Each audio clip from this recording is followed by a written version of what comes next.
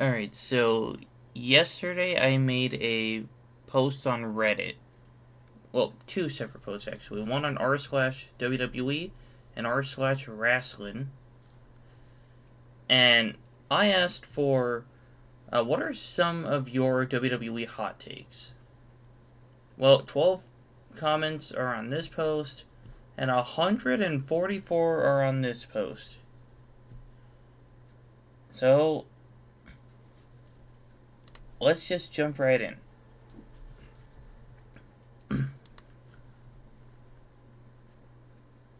Alright, so Sequoia Throne said the Cruiserweight division should be brought back. Which, honestly, that is a great take that, well, it's one that I personally agree with. However, a lot of people absolutely despise the Cruiserweight division. Like, if it's booked right, then it can be this amazing division with some of the best in-ring action and some of the best stories.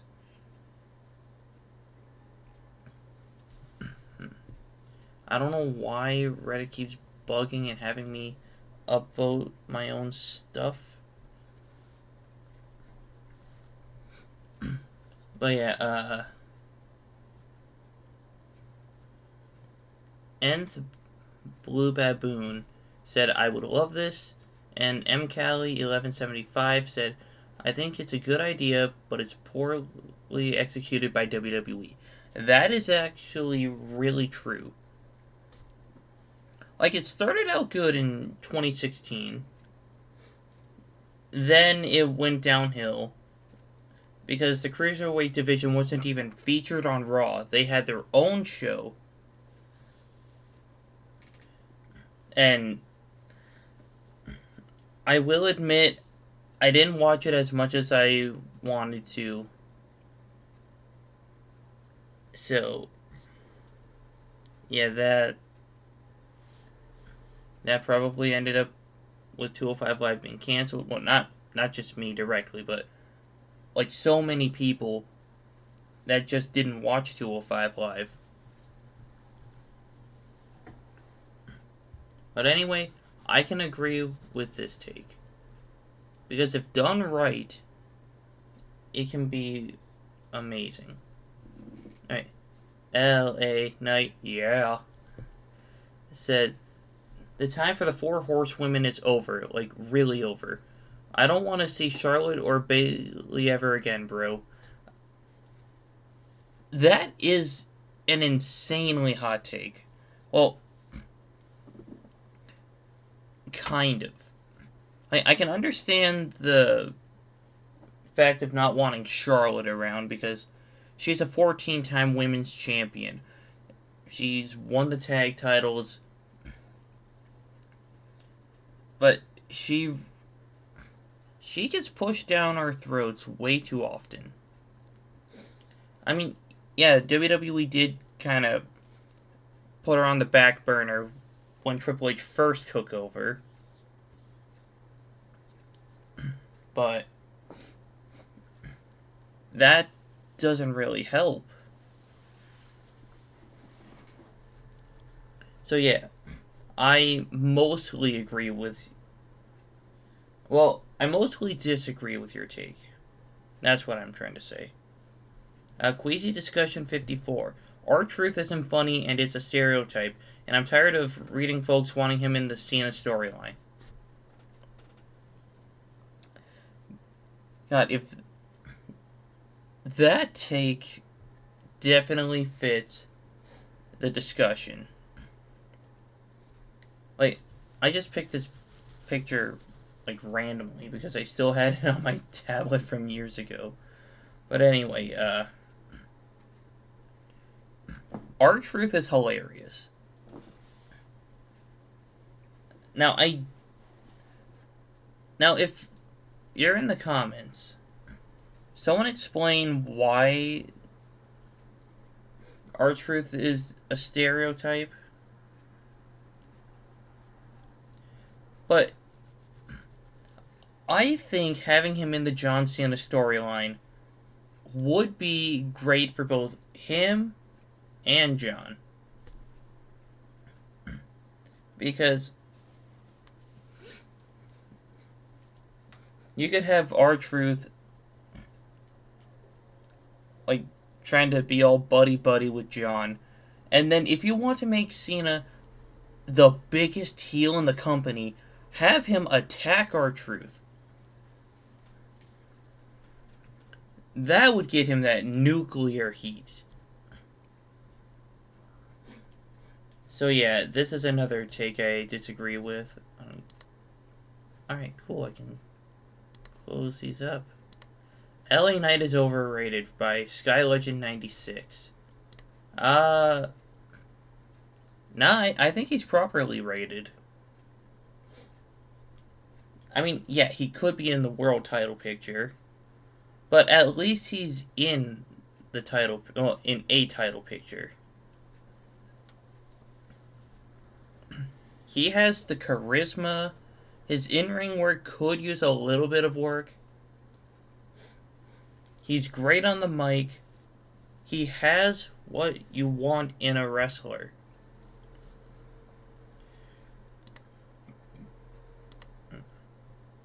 Alright, Out of Max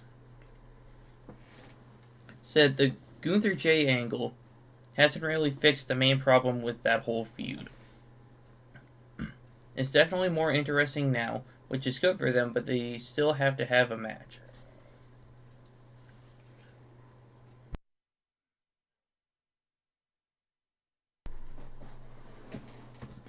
Honestly, I see where they're coming from.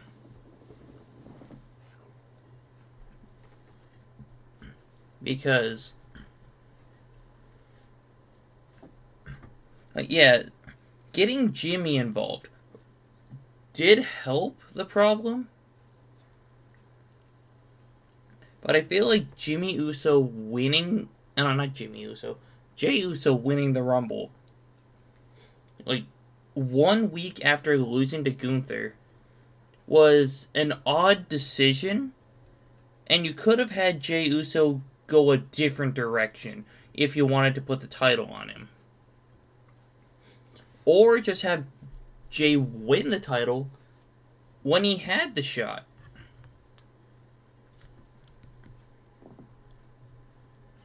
But yeah, I just hope that the feud continues to go in the right direction and they have a great match. Alright, they should bring back the hardcore genre of wrestling. Are we talking like ECW hardcore? Because as much as I like having the hardcore title around, I think for the safety of the wrestlers, they shouldn't go all out on the hardcore. Like, okay, so before I go any further with this statement, I'm going to say I am not against AEW. I respect a lot of the wrestlers that work there. But, in fact, this isn't even just aimed towards AEW. This is aimed towards independent promotions as well, and some of the like smaller companies that aren't indie companies, but they're not on the level of WWE, AEW, TNA, New Japan. But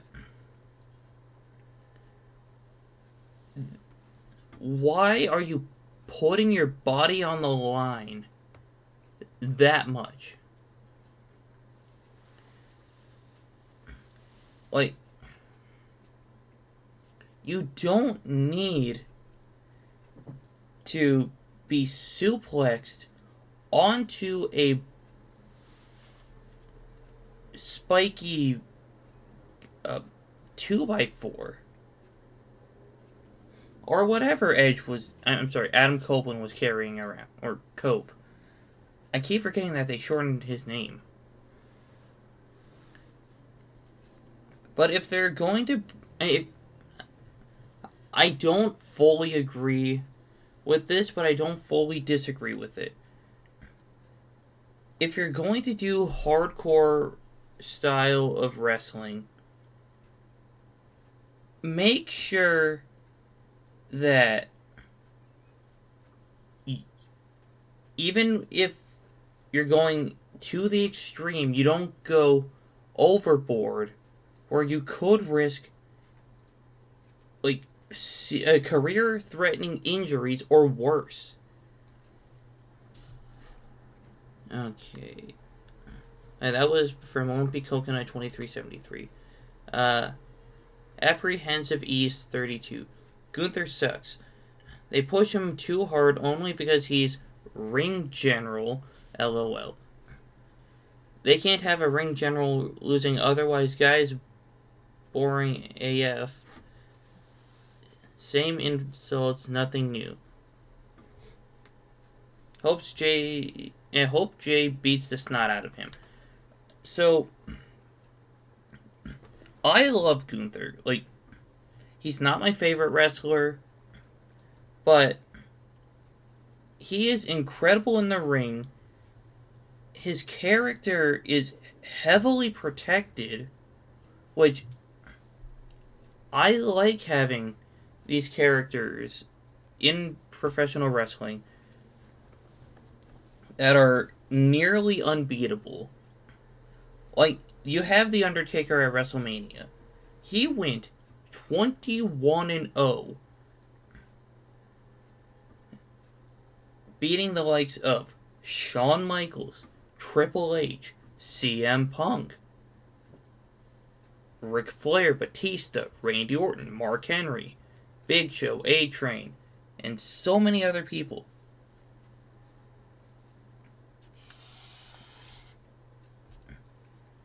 But,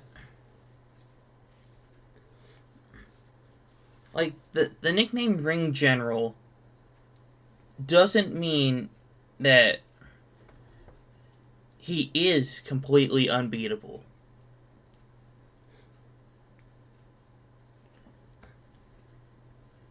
Like, in battles, generals do lose. Because in a war, there's, like, 3 ways it could end up. You win, you lose, or you both call for a truce.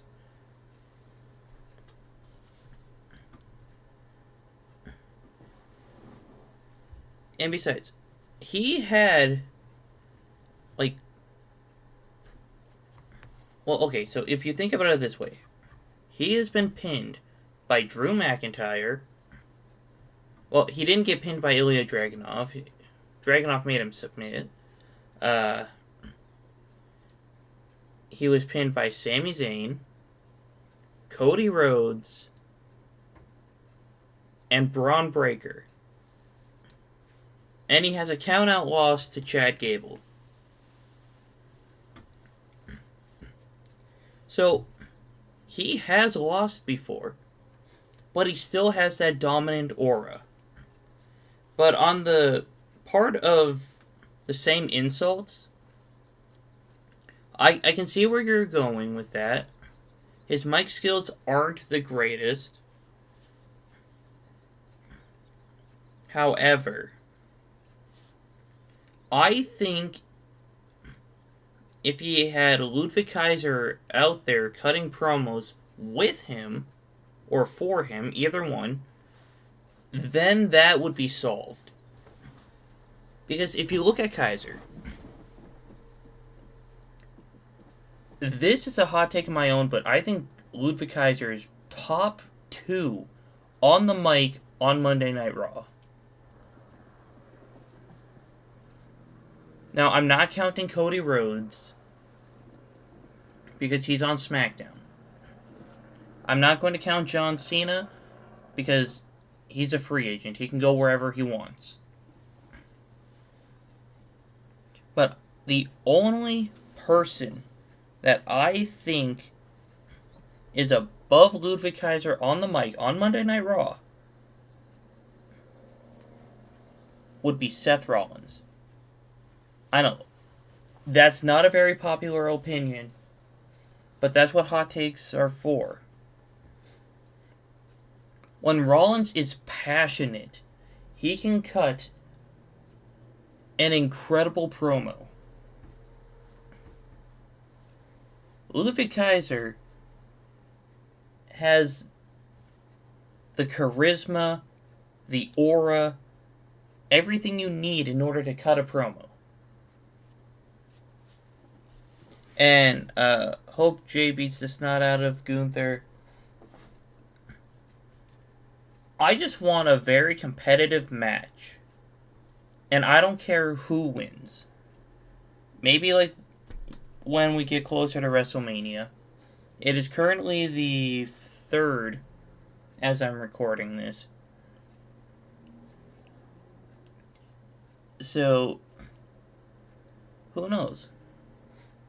Maybe my opinion will change and I'll lean more towards either Jay or Gunther. Alright.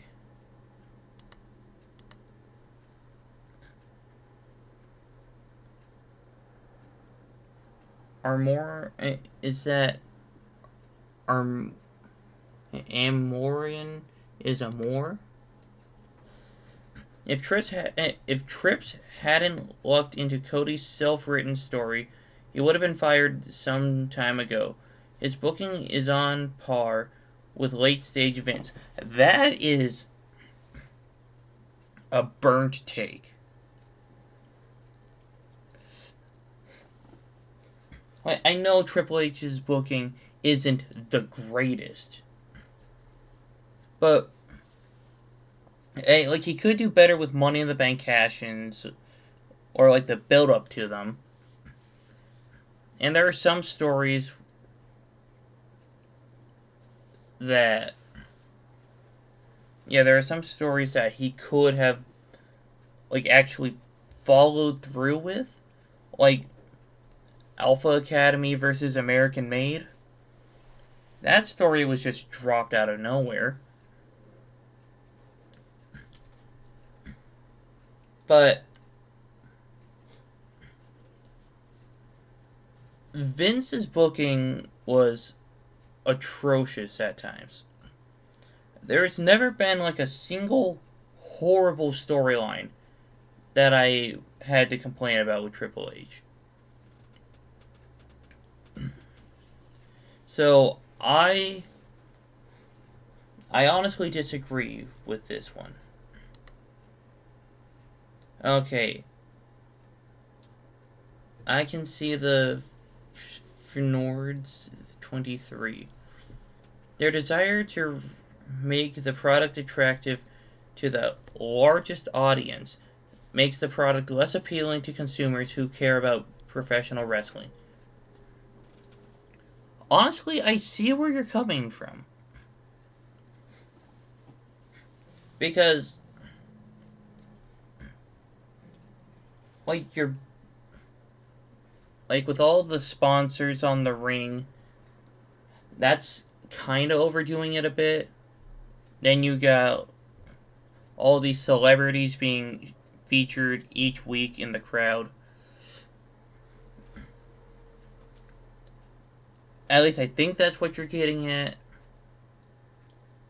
Like, I think they can tone it down a bit and focus on building up more of the active roster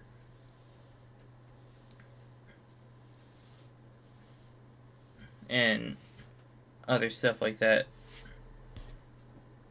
Like,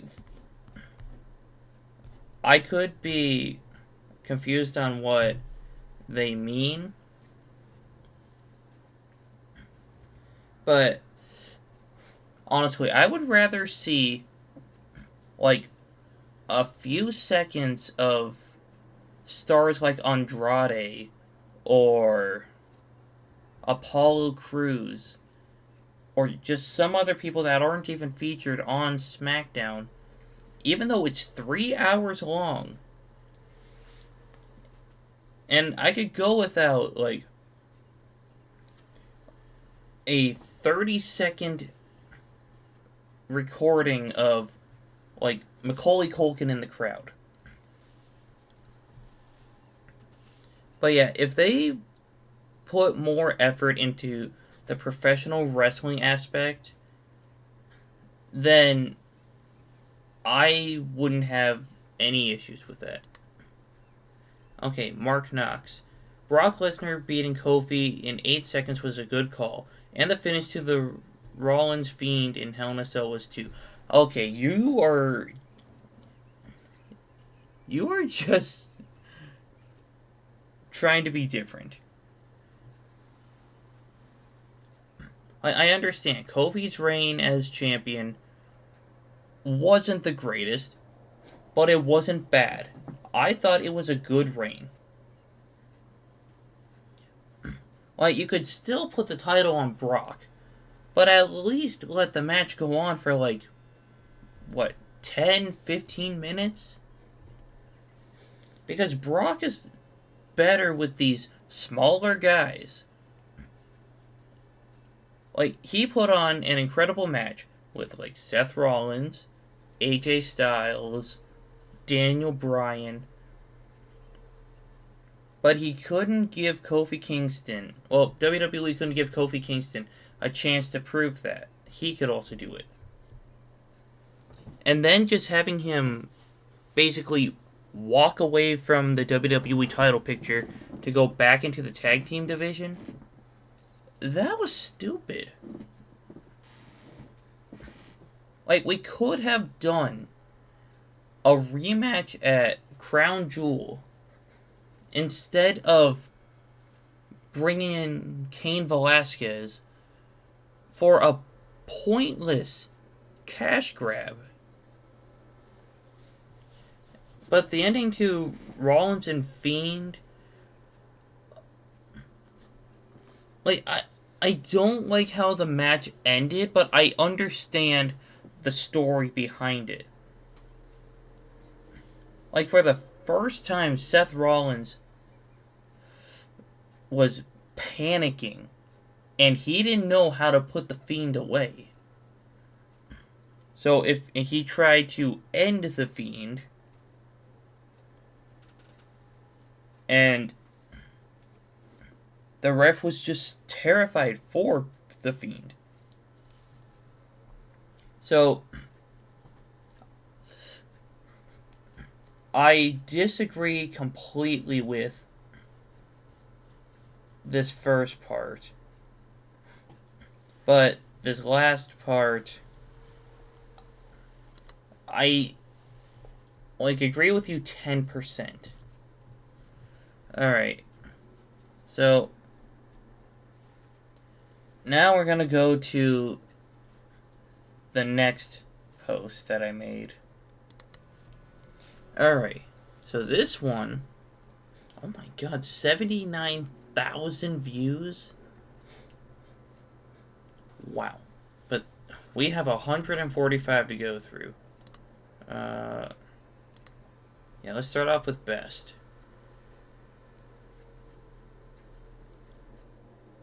Alright. So, it looks like a good amount of these are, like, replies to others.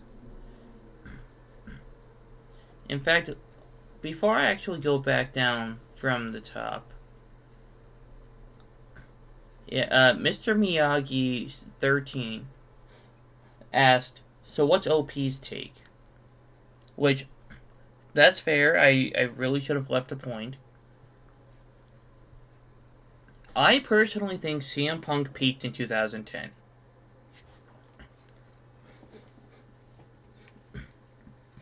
Like, I was absolutely... Well, okay, so... Yeah, let me give you some backstory. I did not always hate CM Punk. In fact, back in the Straight Edge Society days, I actually liked CM Punk. I even took the Straight Edge Pledge. I don't remember how it went, but I took it. In fact, I'm 23 years old. I've had no alcohol, no drugs, no smoking, none of that. So,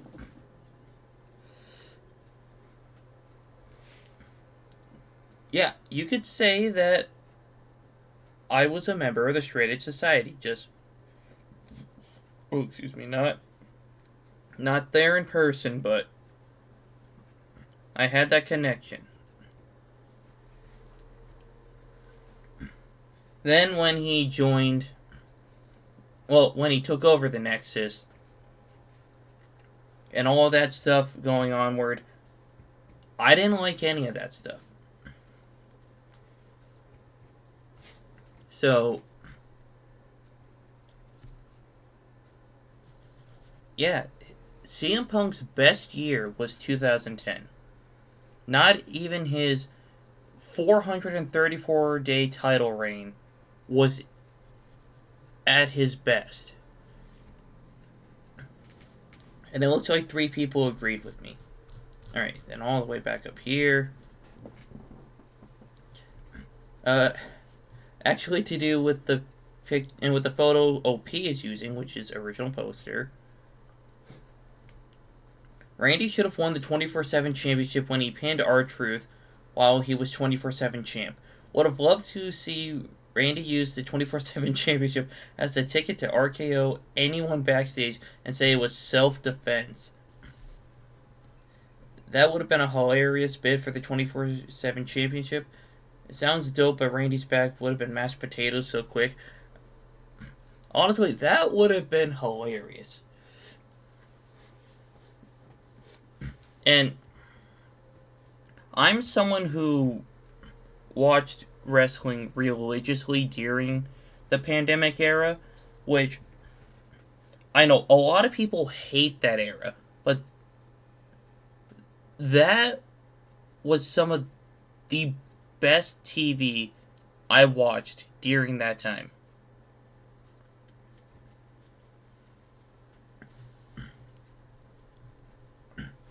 Well, yeah, if Randy would have won the 24/7 championship, I feel like that would have legitimized the championship a bit more.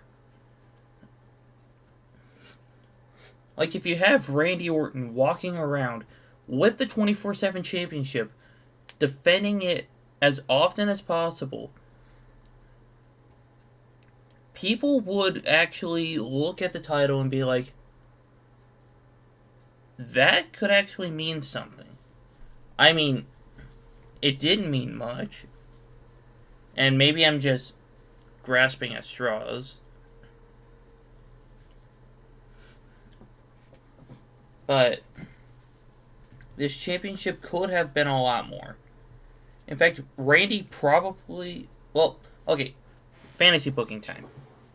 So, Orton wins the 24/7 championship. But he brings back the Hardcore championship, like, just for him.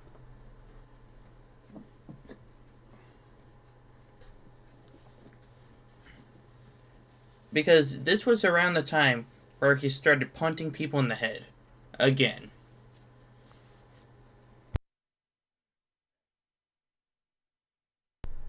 So, with the Hardcore Championship, Randy could have just defended it until he got into like a triple threat where R-Truth outsmarts Randy and pins the other guy, maybe Akira Tozawa. Then you could have reverted it back to the 24/7 championship.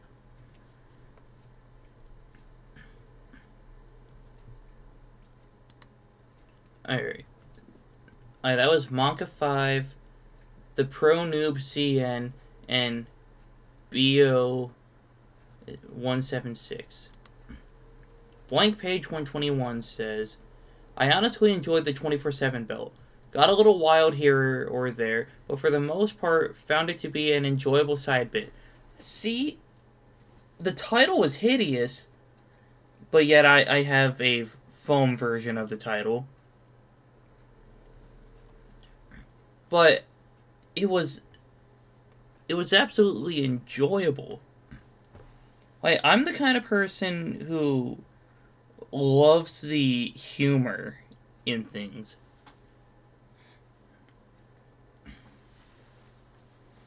So yeah, I agree with this take. Alright. MBBK101 says, I recently watched WrestleMania 24 and was pleasantly surprised to be reminded that the Money in the Bank match can happen outside of its own dedicated PPV, well, pay-per-view. Honestly, it would be great to see matches like Elimination Chamber or Hell in a Cell at major premium at pay-per-views, without always having to wait for the event specifically built around them. Honestly, that is a great point. In fact, I don't think these past few have been hot takes. But I miss the good old days of, like, the Elimination Chamber happening at, like, New Year's Revolution or Survivor Series. Which, Survivor Series made sense. But now we got War Games.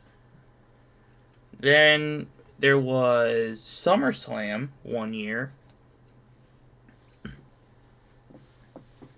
Like, if you can get, like, 6 people into a feud for the title and the chamber calls for it, that'd be great. But yeah, they did away with the Hell in a Cell pay-per-view. Because we had Bad Blood, which had a Hell in a Cell match. Let's see, then there was WrestleMania 39, which I still think Finn Balor should beat an Edge. But yeah, I agree with this. Ron Killings could have been a world champion if not for his comedy gimmick. He has the moveset and charisma. Honestly, even still being a comedy character, he could have done it. Like, 2011. You could have put the title on R-Truth for, I don't know, like a month or two.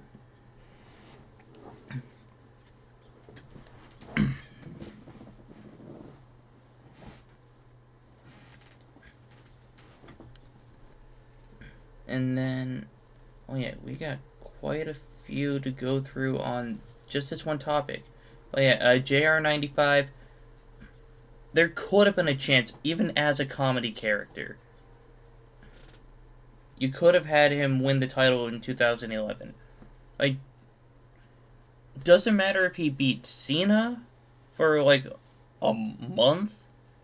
Like, yeah, beat Cena, hold the title for a month, and lose it back to Cena. Or lose it to Punk if they were still planning on doing that. Then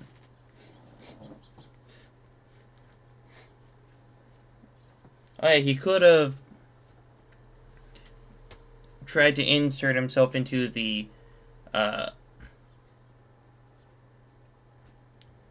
Randy and Christian feud, or could have just like jump to SmackDown, do it after that feud.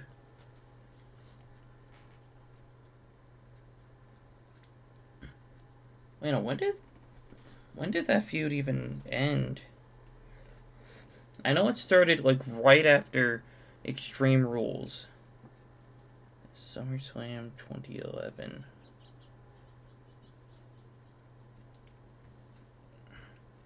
I know at Money in the Bank, they had the stipulation where if Randy got disqualified, Christian wins the title.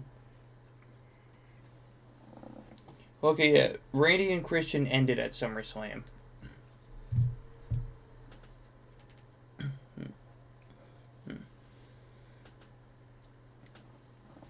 But anyway, also he's in good shape for a 53-year-old. From Secure Passenger 60611, then Jags 5002 said coldest take I've ever seen. JR95 said that's a good thing, to be honest.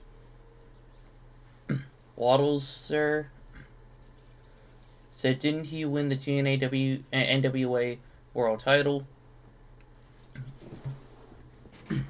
Leon Draws on Twitter said twice he has 2 more world titles than Mr. Perfect and Scott Hall combined.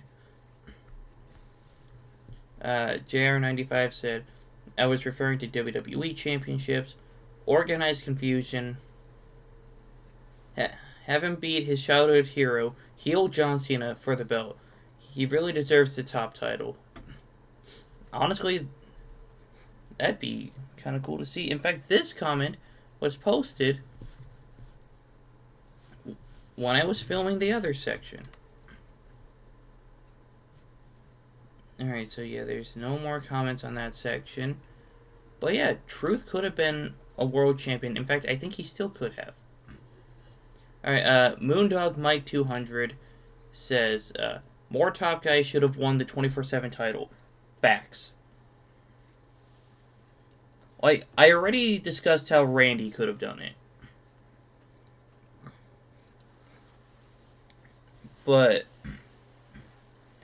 if you wanted to make the title feel a bit more relevant, you could have had, like, I don't know, maybe Finn Balor hold it for a little bit, or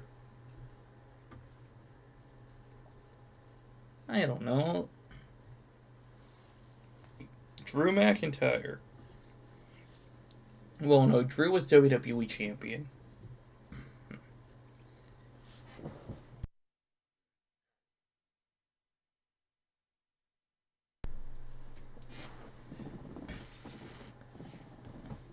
But yeah, then Galaga and a Galaga pilot said the 24/7 title should return.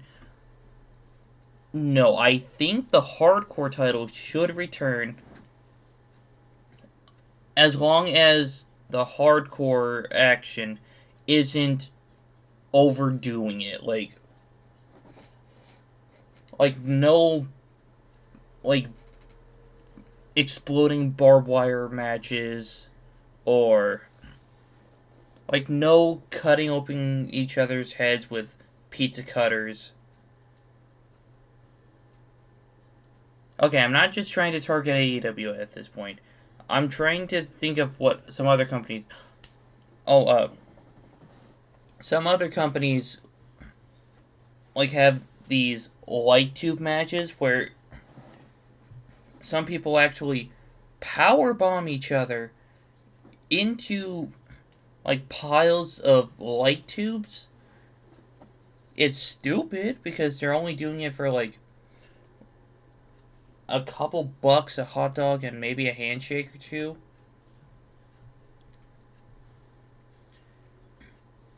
Alright, then Z09 says, I really want Cena to win against Cody.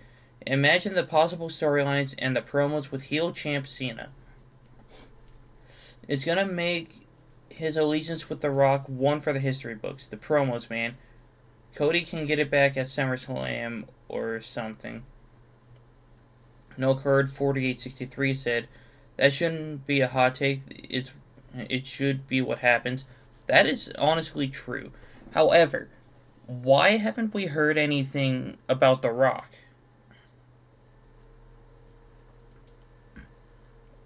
Like, I know Cody mentioned it briefly, but it was never talked about, like, afterwards.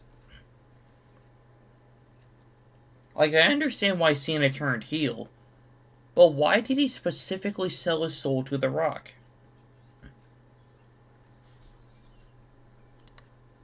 Alright, Dominic should get a title run this year, whether it's taking advantage of a stipulation like a Fatal 4-Way at Mania, or he wins Money in the Bank and cashes in on a popular babyface. Honestly, yeah. In fact, I would love to see Dominic Mysterio beat Jey Uso for the World Heavyweight Championship after Jey wins it and holds it for a bit. Because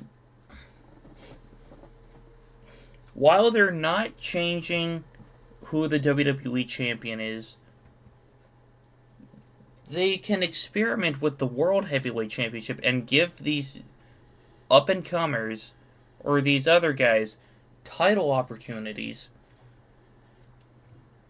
to showcase if they deserve to be world champion again, or if it was just like a one-time thing.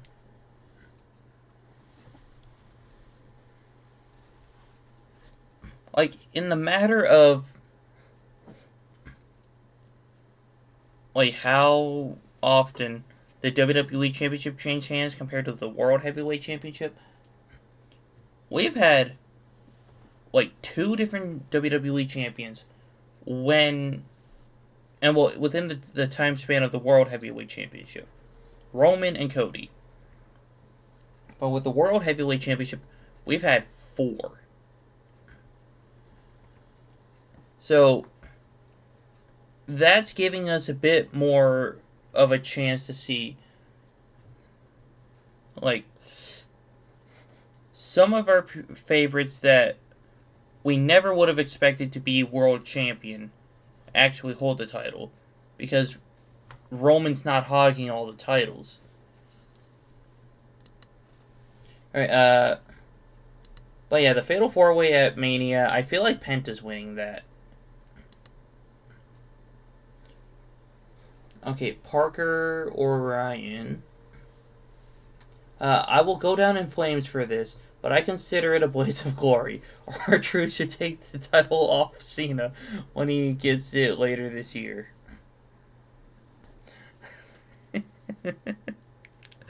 Honestly, I am not mad about that.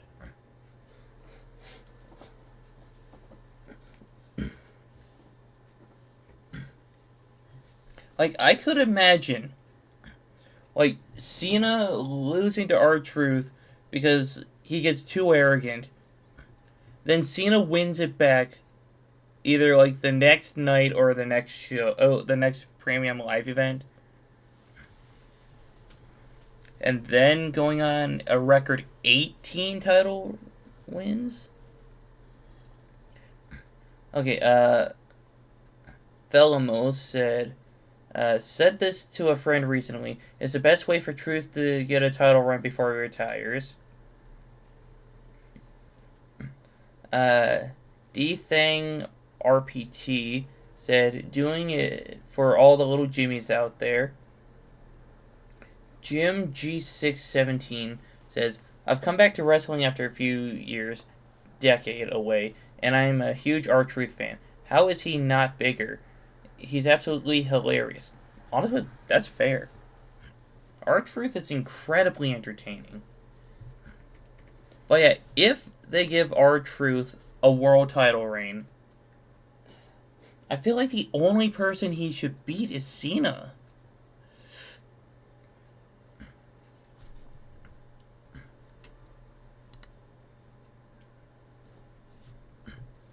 Okay, Exchange Any 4908 says, the women on NXT are better wrestlers than most of the women on the main roster.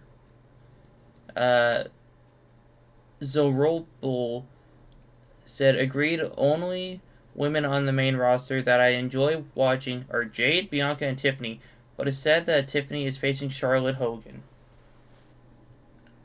Look, I know that Santi Zep says there's only 3 guarantees in life: death, taxes, and Charlotte Flair winning everything. Shout out Santi. I know you're not watching, but yeah. I can agree with this. like, the NXT Women's Division is not just the most stacked division in the company, it's the most stacked women's division in the world, not counting Stardom.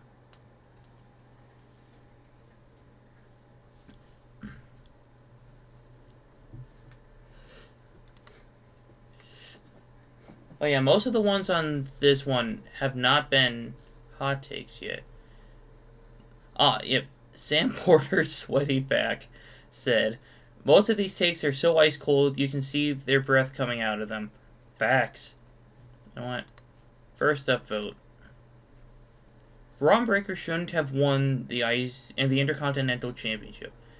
He should have been on a silent, undefeated streak which no one acknowledges on air, but let the fans notice. Honestly, I disagree with that. Like, yeah, he could have gone on an undefeated streak as well. But I think he's doing a great job as Intercontinental Champion. Like, it's hard to measure up to Gunther because of his legendary 666-day title reign. Oh, excuse me. But I think he's doing a great job. Like, both his first and second title reigns. Alright, Delicious Apricot 2561 said, Edge should have retired after his last WWE match. Everybody said, I'll go one better. Edge shouldn't have come fully out of retirement at all. A surprise Rumble appearance, and then that should have been it. One and done.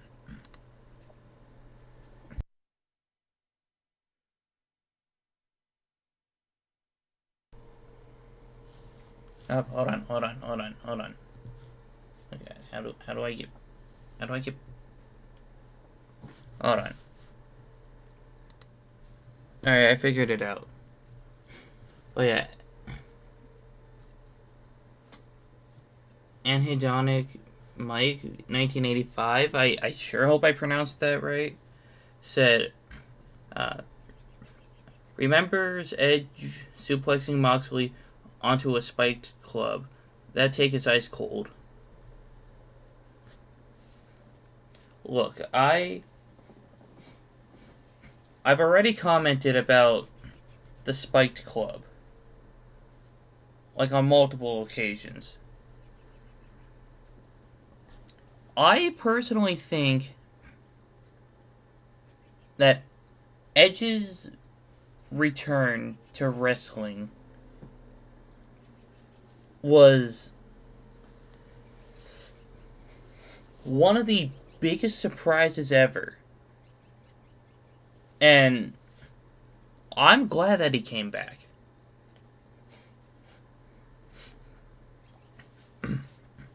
And retiring after his last WWE match, I don't agree with that. Because I don't think Sheamus would have been the perfect opponent for him. I feel like, if at all, he should have retired after a match with Christian. Well, after his feud with Christian in AEW. Like, I understand people wanted him to retire in the company that made him famous. But I just want Edge, or Cope, or whatever you guys want to call him, I just want him to retire on his own terms. Because having to retire from injury sounds awful. So, I'm glad Edge is back. I'm glad that he's physically capable of putting on, like, 20 plus minute matches without having to worry about paralysis. And speaking of paralysis, let's talk about, like, Chris Bay for a moment.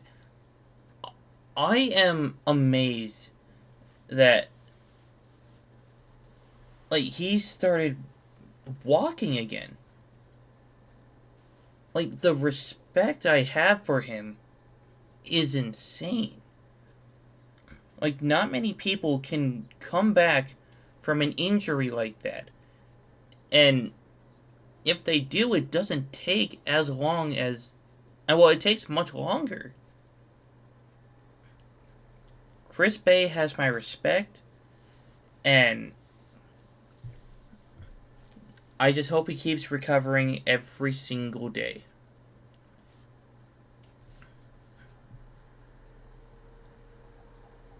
Alright, so up next, Signal Exit 6371 said Sheamus should win the Intercontinental title before he retires. Not a hot take, I want him to win it too. And then, Banana said, I'll be amazed if he doesn't. Honestly, same. Alright, I'm fine with. Oh, yeah. The Pro Noob CN, which we've seen him at some other point, either up here and in the previous post. I'm fine with R-Truth not turning heel or winning either of the main event titles before he retires. Look, I love the guy, and the way he moves, even at 53, is really impressive. I'd absolutely love to see him be serious again, and even more if he'd get to be the face of the company for real. But even if he doesn't, even if we don't see that, I'm fine with it. He's in a good place right now, and it seems like he's fine with it. So as a fan, I'm fine with it too. But for real there, for real though, oh my god, I am struggling. For real though, Paul, you better book Cena versus R-Truth. That's a serious thing, and not just a squash match. R-Truth World Title talk in the year of 2025 from Lucathon42. Honestly, I'd love to see R-Truth get a short reign with the world title. Because sometimes you need to have that one underdog that pulls it off. And besides, we had people like Jinder Mahal, the Great Khali, David Arquette, and Vince Russo as world champions. I think we can have R-Truth win a world title for a month.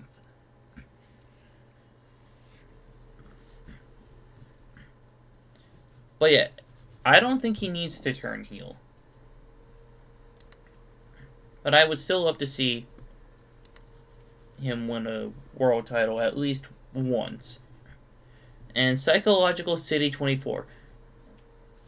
Man, it's like most of these are about R-Truth. Like, I just posted this picture because it was one of the ones that I still had. I don't know why I had this picture to begin with. Like, R-Truth is one of those immortals, I swear. Man still looks in his late 20s at most. Yeah, facts.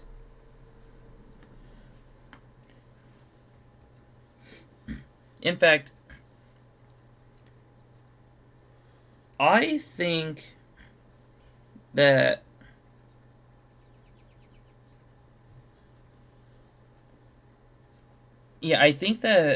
R-Truth is a special breed of person. Like you're telling me this man is 53. He does not look like it. In fact, other people that don't look their age fall into that same category. And that's how I'm going to end that sentence, because I don't want people to take it the wrong way.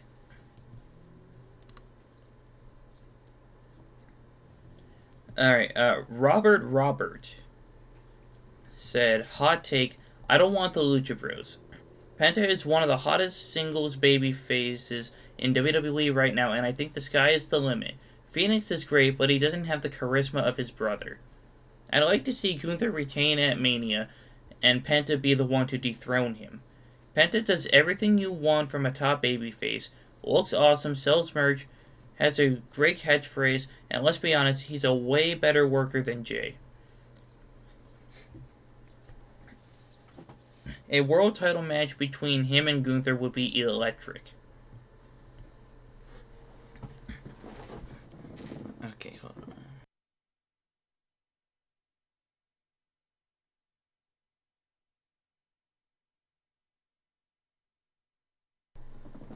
Alright.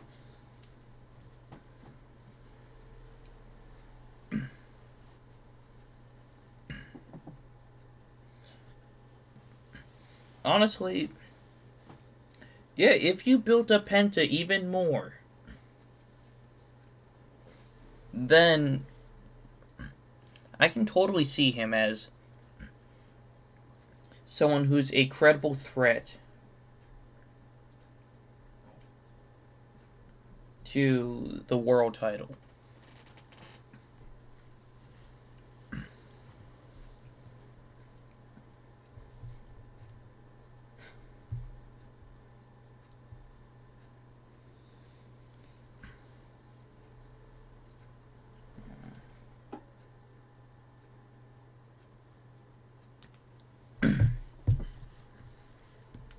So, Upset Leadership 352 said, well, in response to, I'd like to see Gunther retain, and Penta be the one to dethrone him. That is the best way to solidify the World Heavyweight Championship as a mid-card title. Sure, he sells merch, great catchphrase, and he's a decent babyface, but does he sell more merch than Jay? Is his catchphrase more over with the crowd? And is he a bigger star than Jay is?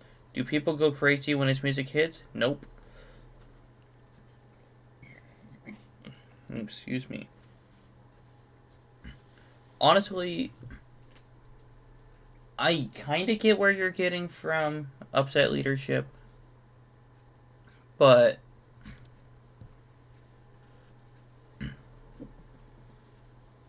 like, Penta just debuted in WWE back in January. He hasn't even had 3 full months to do any of the stuff that you mentioned. And Penta has had legendary matches in AEW, Lucha Underground, and many other places.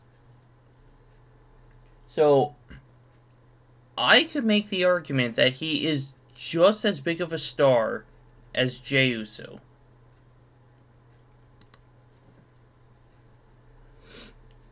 Then Robert responded with, no, but he's also been building this character with the WWE audience for a matter of months. Jay's been the Yeet Man for well over a year.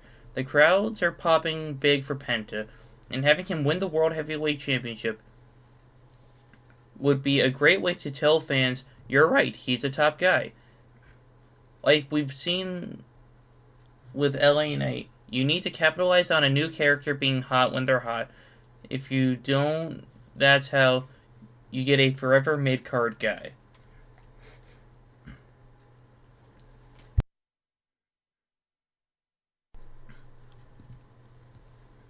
Plus, what makes Jay special, aside from his connection with the audience, is that he's an underdog. Underdogs are always better chasers than champions. And once you make them a world champion, some of that underdog aura permanently disappears. WWE realizes that with Sammy, and that's why he still hasn't won the big one. Honestly, that's very true. It hurts, but it's true. Keep Jay chasing until the fans are demanding he wins the championship. That's what this program with Gunther was supposed to be, but it just hasn't caught on with the fans 100%. When Jay wins the title, it should be from Roman. That finishes his story the right way. Until then, continue building Penta. Maybe he wins Money in the Bank and receives... oh my god. Maybe he wins Money in the Bank to arrive as a top guy, and he knocks Gunther off at SummerSlam.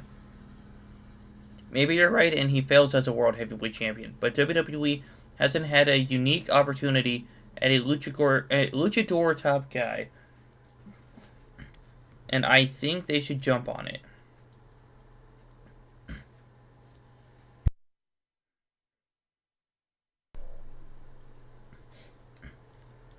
Honestly, they tried making Rey Mysterio top guy. Well, not really. But they gave Rey the world title, then they didn't do much with him.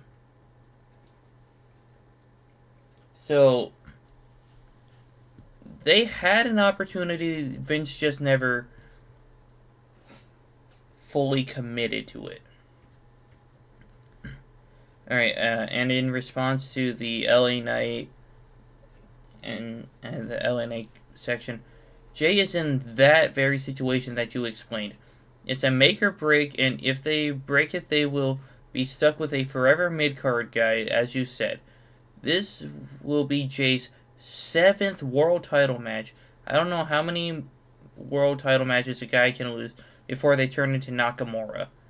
Jay needs this win more than ever, especially after Gunther brutalizing Jimmy. I know it says something else, but YouTube censorship and stuff. I understand what you're saying. This is from Robert. But Jay is different because of that underdog status. Like you said, it's been 6 times, and none of those title opportunity losses have cooled him off. Honestly, I'd argue that winning the title and having a mediocre reign could cool him off more than another loss.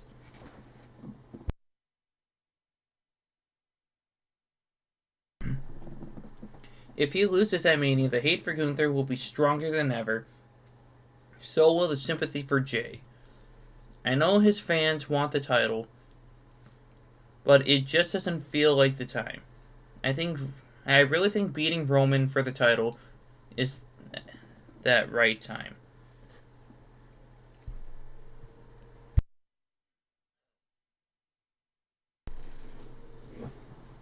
Honestly, I see both sides of the argument. But realistically, they could have pulled the trigger on Jay sooner. But I understand that the underdogs are better chasers than champions.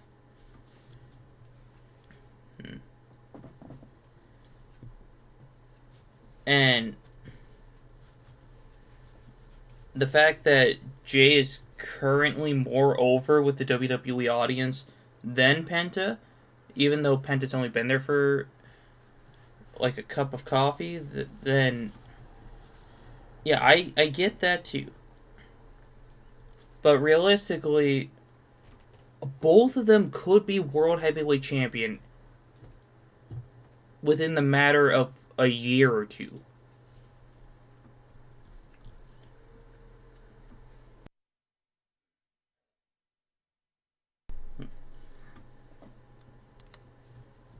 Alright, throw away Joey Boots. Wait on, how many? Oh my god. That is a lot.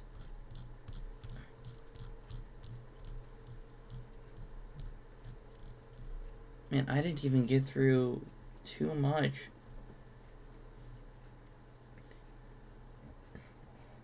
Oh, excuse me. Okay. Oh, this. Yeah, that's for something different. But in this day and age, I think it's genuinely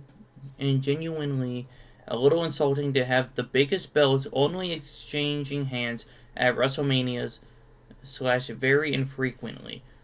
We know it's fake, it's scripted for a reason, to be fun and entertaining.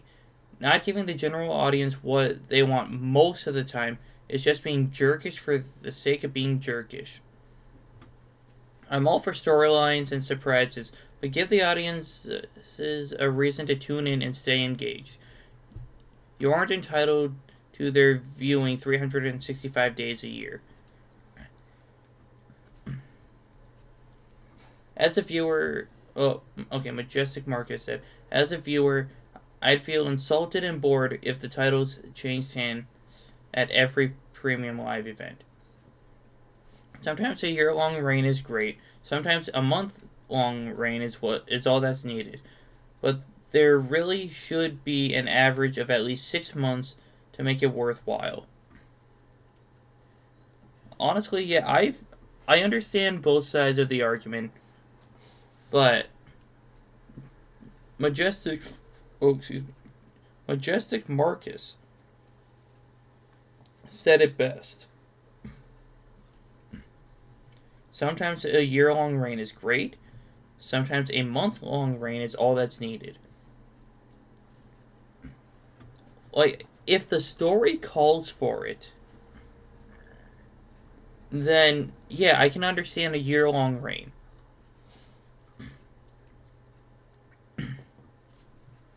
But if you want to give someone the spotlight just to test the waters, then yeah, I can see like a month to 6 months. Maybe even up to a year, but not the full way. Corey Graves is the best commentator after Cole. Pat is trash. I disagree. Corey Graves is a great commentator, but Pat McAfee is not trash. But if we're talking like of all time, I would honestly put Mauro Ranallo as like second best.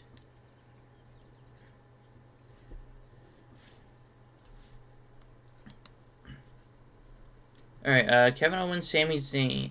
Oh, yeah, that was by Boom Peaks. This is by Thunder Punch 35. Kevin Owens, Sami Zayn, and Finn Balor could have been the biggest names in decades had they ran with them.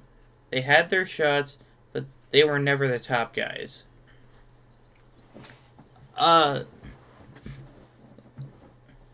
Finn Balor was the top guy in NXT, and same with Kevin, but not for as long. But Kevin was probably the top guy of Raw for, I would say, maybe 6 months. However, after Finn's 2 times in NXT and Kevin's Universal title reign, they did fall off, which is unfortunate. So yeah, they could have been much bigger names. They could have been like multiple time world champions. Even though I count Kevin and Finn as multiple time world champions. The NXT Championship is a world title. It is, in my eyes. So Finn is a 3-time world champion. Kevin's a 2-time world champion in WWE.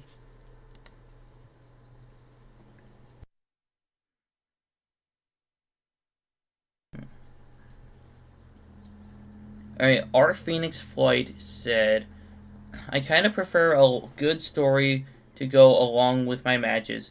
It's like watching, for the lore. Then Full Metal Awkwardness. Love that username, by the way. Yes, most of the year I've been thinking, where the F are the stories? We get a pull apart segment every freaking show with very little real intriguing stories. WWE are apparently hiring new writers, so hopefully we get some butt kickers after WrestleMania. If WWE's hiring writers, I should apply for that. But yeah, I love a good story. Doesn't matter if it's a movie, a video game, heck, even a board game sometimes. Or just a good book. Or my wrestling. Stories go a long way for everything. You know what? Next time I play a board game with my family, I'm going to make a character.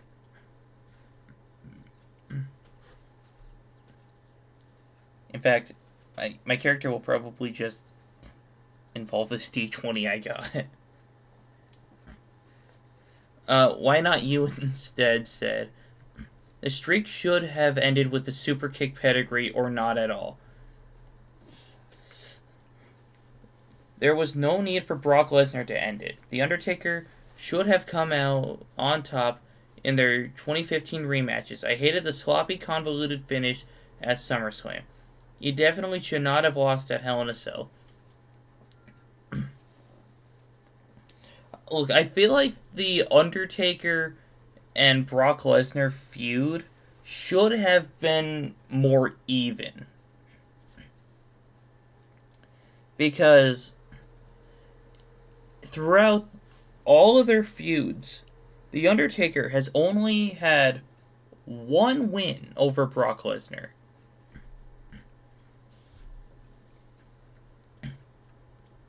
Well, yeah, Undertaker should not have lost the streak to Brock Lesnar. I can agree with that.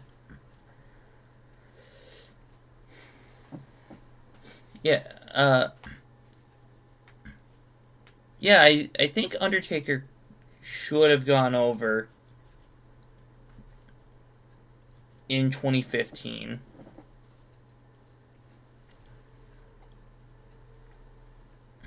But I don't agree with this first part. Like, yeah, the Sweet Chin Music into the pedigree was a great spot, but I don't think... Yeah, I don't think I don't think Triple H should have broken the streak. Now, the not at all part, I'm a little iffy on that. So, I feel like there's only one person who should have ended the streak. Well, no, scratch that, two people. Like, think about it this way. You could have rearranged the card so at WrestleMania 30, Bray Wyatt was facing The Undertaker.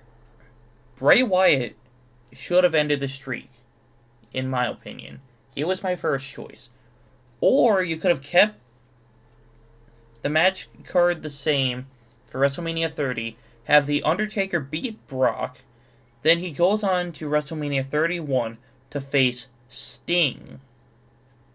The match that everyone wanted. And Sting beat the streak. But if neither of those would have happened, then I don't think anyone should have beaten this streak.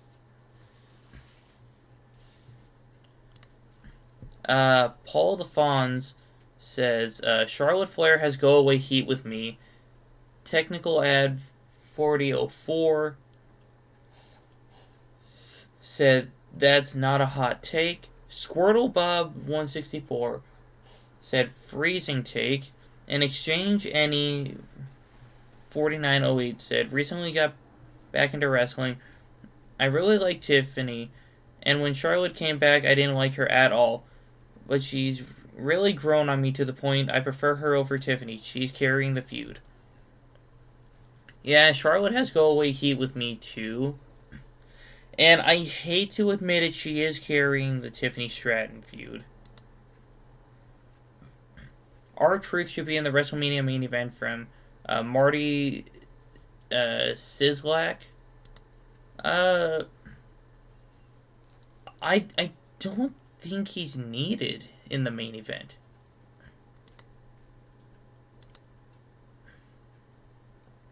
Now, hold on. Are we talking specifically, like, just the main event?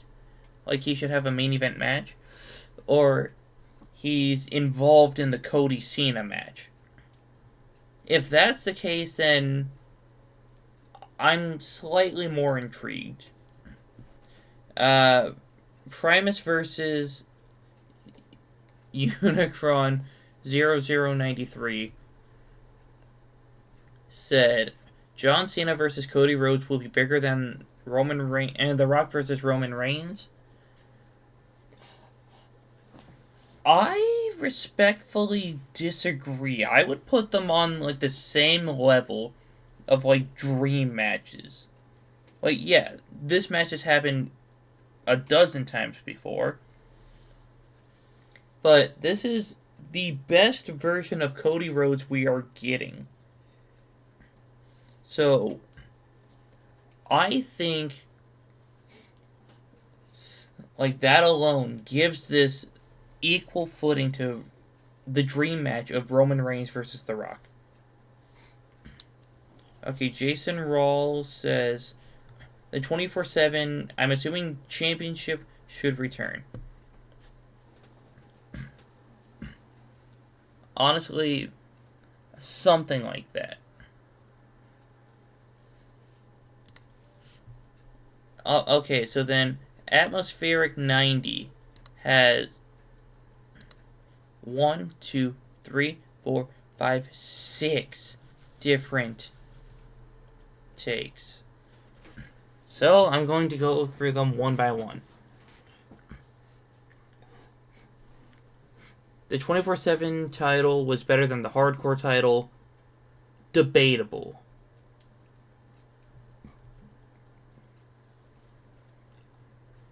I just have nostalgia for like the old clips I've seen back in the day of Crash Holly defending the title literally anywhere, even in like a playground of sorts. Okay, Will Ospreay would be just like Ricochet in WWE, flashy with a lack of promo ability. I don't think he'd make it out of the mid card.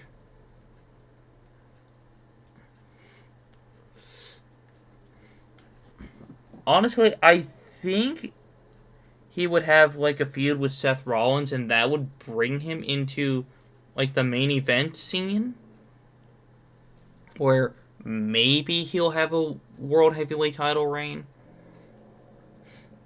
But I don't see him as like being strictly in the mid card. Sami Zayn should have taken the title off Roman to complete the Bloodline story. Honestly, yeah, I would have loved to have seen that. In fact, that would have ended Roman's reign a lot sooner than it did. Okay, Money in the Bank should not be its own pay-per-view. It should be at WrestleMania and nowhere else.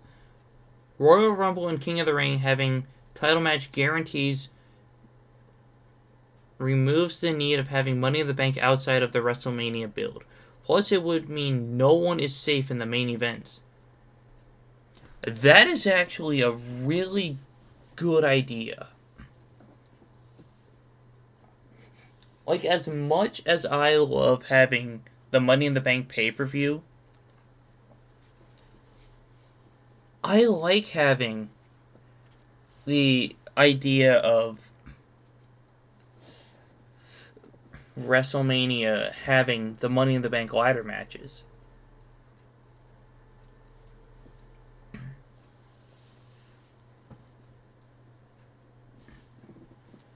Okay, then,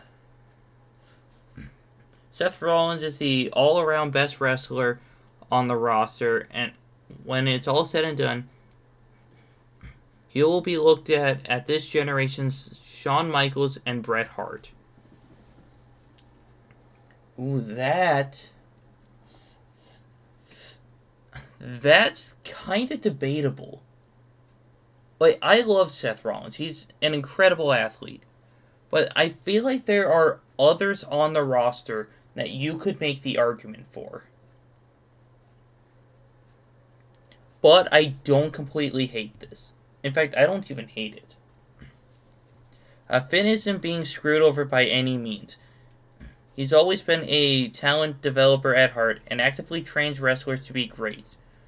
I guarantee he'd rather help push other wrestlers to the sky than win more titles for himself. Just in the past years are evident of that with Rhea, Damien, Dom, Liv, and JD. He will end up becoming a legend purely by the work he puts in behind the scenes with talent development. Honestly, that's a good way to put it. Like, I love Finn Balor. I would love to see him actually have a world title reign. But, yeah, he has made people look like stars.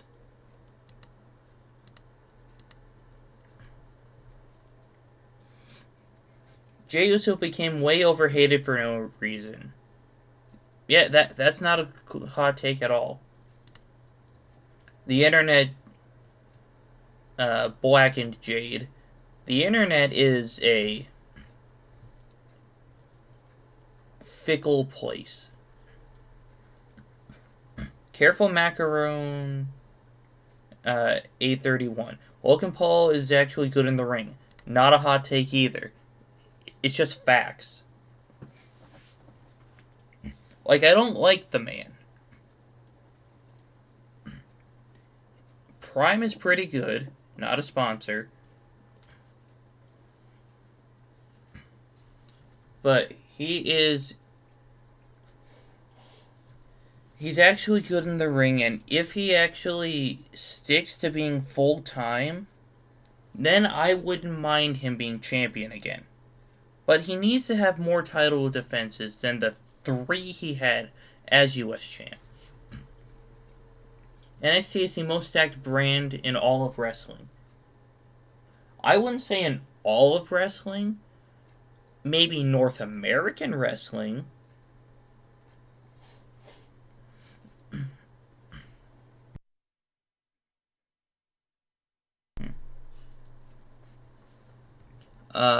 That was from the Will Guy 13. But Total Technology 726 comments, might I add, WWE more often than not fumbles the NXT to main roster transitions by misbooking, and sometimes it even feels like they're straight up sabotaging call-ups by never booking them or other stuff. That's not a hot take, that's an insane take. From Majestic Marcus. He's back, everyone. Okay, so the NXT roster is stacked. However, a lot of people don't watch NXT because they're not familiar with these guys. But if you want to watch Stars of the Future, go watch NXT, and they might make it big on the WWE roster, or they might make it big on TNA, AEW, wherever. In fact, like I said, this isn't me just dunking on AEW, but I feel like AEW should also have a developmental brand. And Ring of Honor is not a developmental brand. That is its own separate thing in my eyes. But they need like a weekly show where they can actually get people who have like some experience but not enough to actually make it on TV. Well, like on the bigger shows with the bigger names, and they should build up these people so people will know who they are, instead of just relying on the same old Adam Page, MJF, Cope, Christian Cage.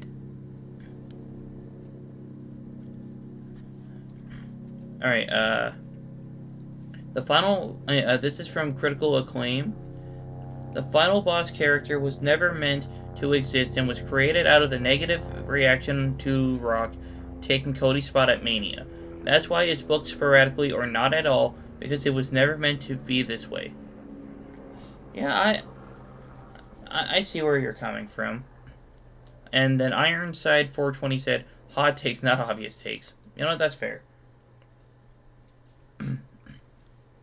Alright, a Rock G419 said Charlotte Flair is not the greatest woman wrestler, and she shouldn't have been given this chance to take that title. Alexa Bliss had a bigger pop at Royal Rumble than CM Punk's return, and Triple H dropped the ball, not bringing her straight to the top after a pop like that. The fact that it was a significantly bigger pop than the Bella Twin and showed that Alexa is more liked. I also think whatever goes on with her and the Wyatt Six is going to be crazy and bring titles to the Wyatt Six. Okay, that Bella Twin has a name. Her name is Nikki Bella.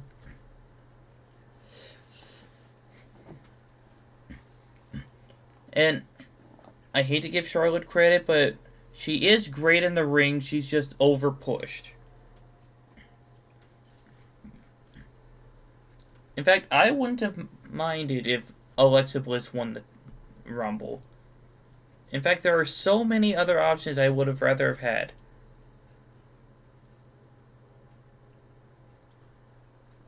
Then HB Hattie 10 said LMAO, what? A Rock G419 responded with, I understand that I'm slightly delusional.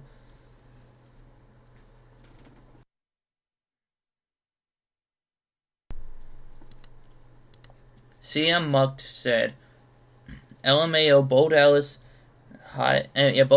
highest ceiling is 24/7 champion, LOL. His ring gear is a joke. Then Icebreak responded with, it seems like she didn't want to go to Europe. Honestly, I don't know what the story is behind Alexa Bliss, but as long as we can get her and the Wyatt Six on TV, because SmackDown is 3 hours and they're not utilizing the roster that they have for a 3-hour show. Alright, Super Dumpster 94 said NWO is less than DX. And King Conwhale says, obviously incorrect if you only count the first 15 minutes of each faction, but 100% correct for every single minute after that. Yeah, I would say DX is a better faction as a whole, because once the NWO started adding like 50 different members, or however many there were, it started getting a little too bloated. Like, everyone on the roster was in the NWO.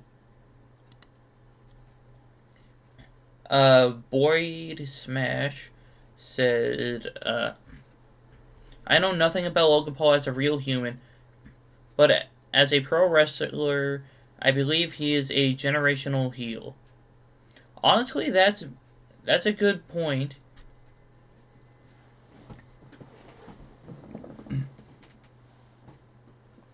But I think one of the reasons why he gets booed is because of like his crypto scams, his forest video that has been deleted. However, it's still up on the internet. Like, other channels have posted it. Just so Logan Paul never forgets. And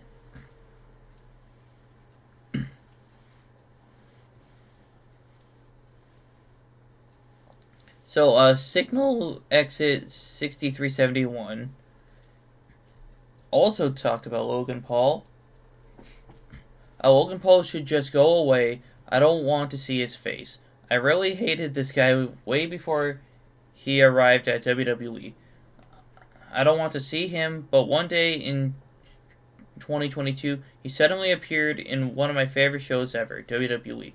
Him winning the United States Championship is such a disgrace.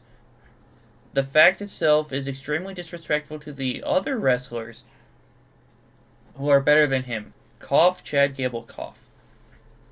The fact that they keep bringing him back makes me feel really disgusted. Look, I don't like the guy either.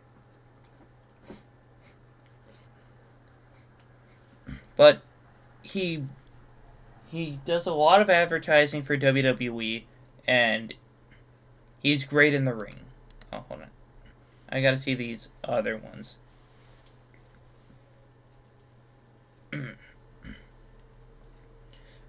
Alright, not a hot take, but I certainly agree. This is by Banana Nay from earlier. Couldn't believe he actually retained over freaking Orton and Owens at WrestleMania. He must have nudes of Stephanie or something to get the pushes he had. That is not the case. I don't know the backstage stories or politics or anything about this, but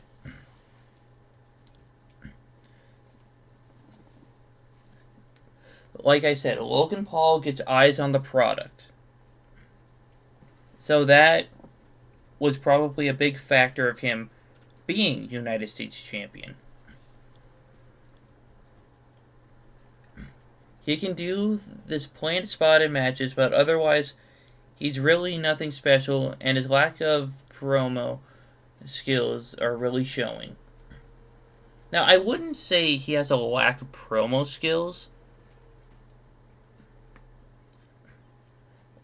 Like, yeah, his promos aren't too much, but it makes him sound like an arrogant jerk, but to the right amount. Alright, then,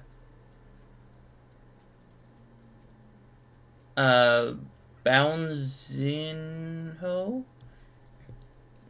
said, this is definitely not a hot take, and Robo Hippo, great name by the way, said, this isn't really a hot take. But yeah, I prefer Logan Paul the wrestler over Logan Paul the human. That's just my take on it. Oh, God. Deep Obligation 4-7 and a 447 with probably the worst take I've ever seen.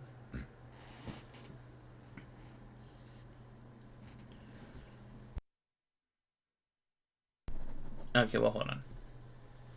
Yeah, I'll get to this later one. But Brock Lesnar was the most logical wrestler to break the streak of The Undertaker. Logically, fine, I guess, because he was a huge name in WWE, and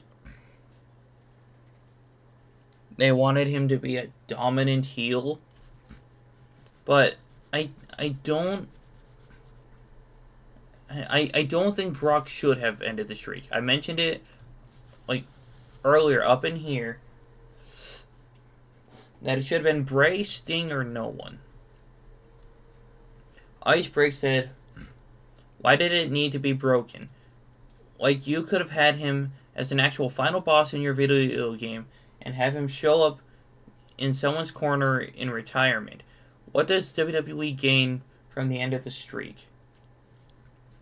Deep Obligation 447 responded with, "Well, the decision was bad, I agree. Myself, but just Brock beating it for me made the most sense." Then, Deadeye Droth Rice said, "How do you figure?" Like, I absolutely hated the fact that Brock Lesnar ended the streak. I feel like they could have gone with a much better option, if anyone at all.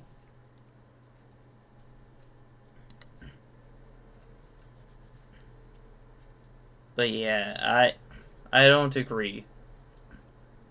Alright, Short Imagination 73 says, Los Garza should dethrone Street Profits for the WWE Tag Team Championships.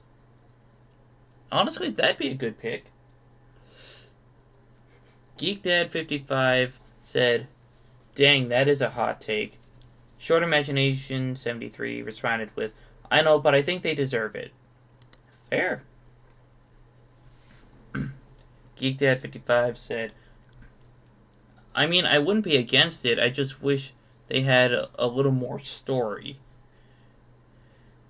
Short Imagination 73 said, "Yeah, I hope they get more of that in future, especially when they have a good manager in Santos." Hey, Santos Escobar is more than just a manager.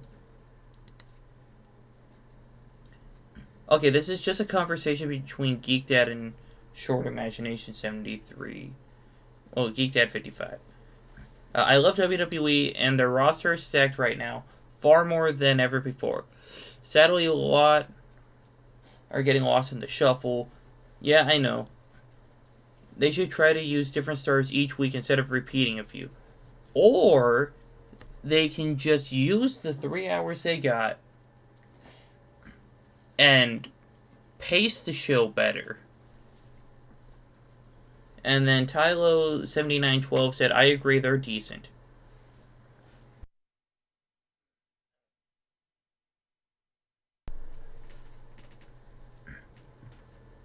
But yeah, I would love to see Los Garza win the tag titles at some point.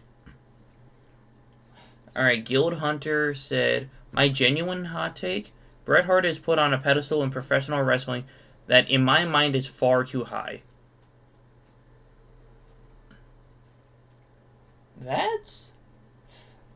That is honestly a very hot take. Professional C1328 said, "I'm curious to know why." Kratos X23 said he couldn't talk, he was bland in his matches, while technically proficient were dull AF. I'm Canadian for the record. Honestly, I don't know what being Canadian has to do with the Bret Hart comments. Thunder Punch 35 said, "I couldn't agree more. He was mid-card at best. He only got pushed because everyone else left." And Full Metal Awkwardness responded with, "I always remember when I asked on Reddit if anyone had any good Bret promos I should watch, since I started watching in 97, 98. Got downvoted into oblivion. Huge WTF moment." Okay, yeah, his promos weren't the best.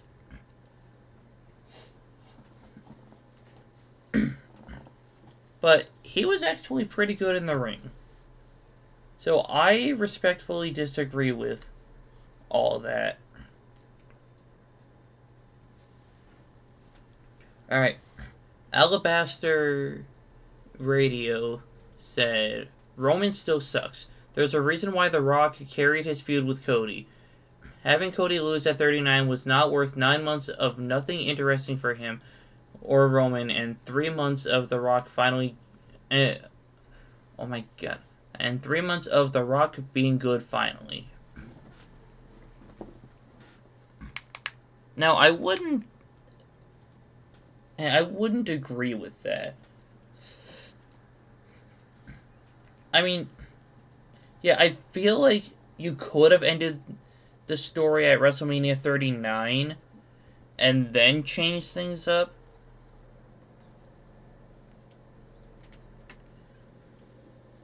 But the victory at WrestleMania 40 just felt a lot sweeter. Like, after being denied a year ago, and this whole story with The Rock just added quite a bit. I mean, yeah, Roman doesn't suck, but yeah, the 9 months was kind of bland because you knew Roman wasn't going to lose the title until WrestleMania. And Cody had a feud with Brock. I forgot who else he feuded with. And I know he had a brief feud with Shinsuke Nakamura.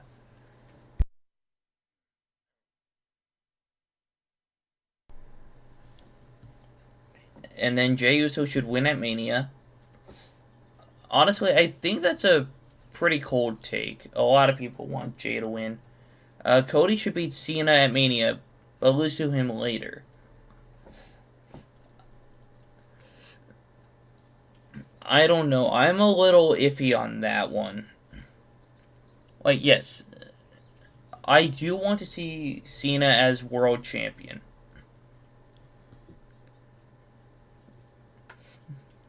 But WrestleMania feels like the right time. But it would be nice to see Cena eventually challenge Cody again. Then he has that moment where he's like, what have I been doing? And then he wins the title as a face. And then Julia isn't as good as a lot of the homegrown NXT talent. That's debatable. Like, yeah, some of the homegrown talents are incredible in NXT. But I don't agree with Julia not being as good. I would say she's on the same level. Now, Stephanie Vaquer, this is an unpopular opinion. I think Stephanie Vaquer should have won the NXT Championship before Julia.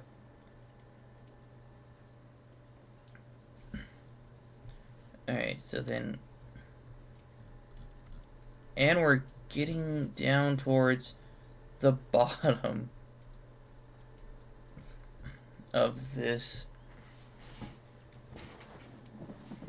Alright, I'm going to take a brief break to rest my throat a bit. Alright. PCOS 2001 said, The Rock was/is never that good. I don't mean on the mic, though he is kinda iffy there, too, sometimes. That is controversial. I mean, The Rock's not the greatest in-ring performer, but he was actually really good. This one shouldn't be one. Booker T is a terrible commentator and not hilarious in the slightest.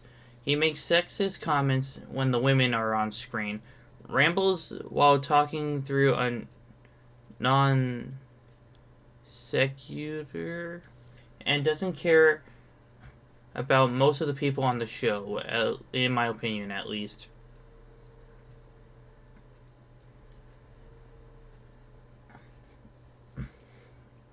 Yeah, I hate to say it, but I agree with that.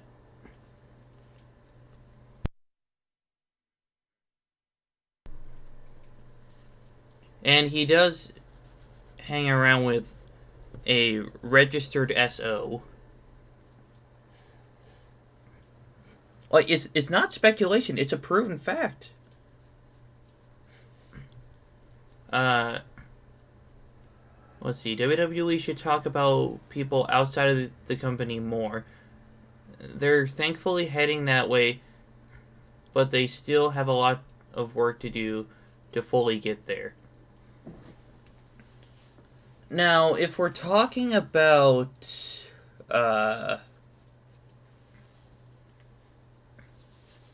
like if we're talking about like Daniel Bryan and Cope, like people who were formerly in WWE, then I get that. Because you can't just completely erase history.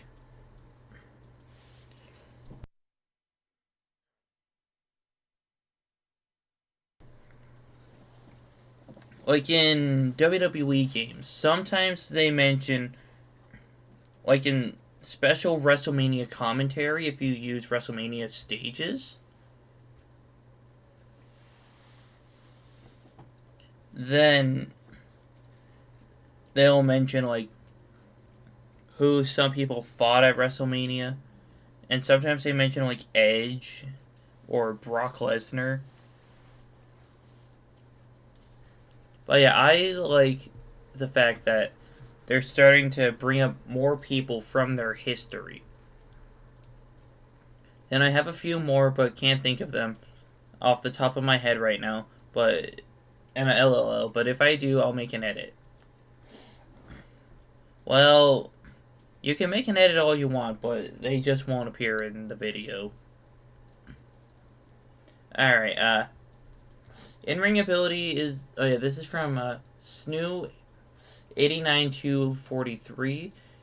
In-ring ability is the most important thing in wrestling to me. Honestly, that's fair.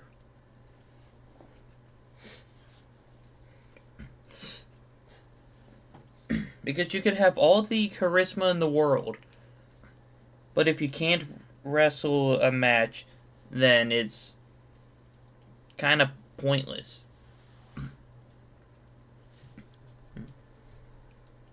I don't care if the build or the story is bad, as long as the match delivers. Once again, fair point. Then Shakespeare MS said Snoo 89243 is all elite. Look, just because they prefer the in-ring aspect over the story aspect does not mean that they're all elite.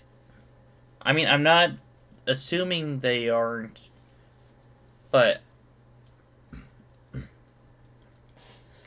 my point is, you can like whatever company you want.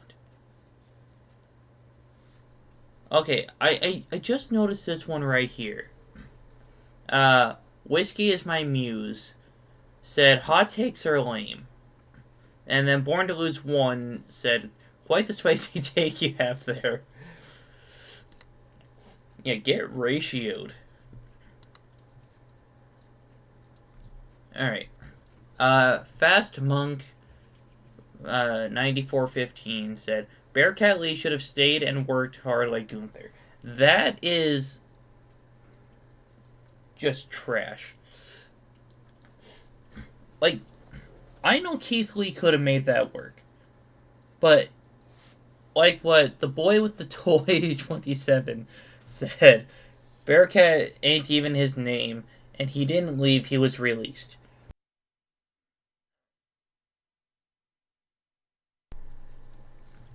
But yeah, he didn't leave, he got released.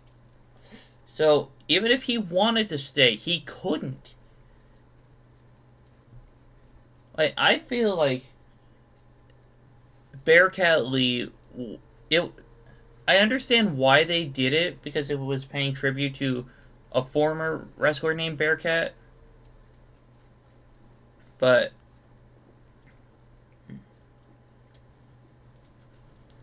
this is a stupid take if you don't understand what you're talking about.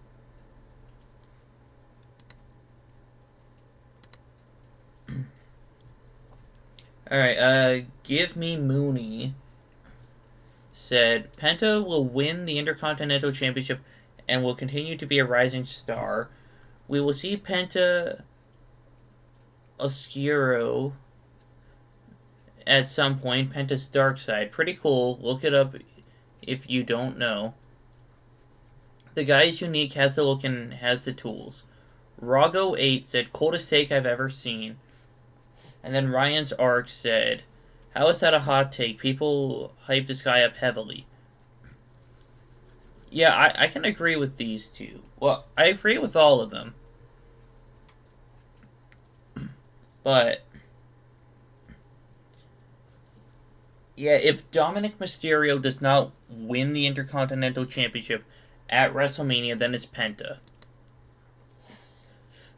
Then we're gonna skip over to everybody saying Seth Rollins is absolutely terrible at character work. He's played the same character for 10 plus years, face or heel. Okay, now I can see why you got 17 downvotes. Deadeye Droth Rice said, him playing the same character, which he hasn't, doesn't make him bad at character work.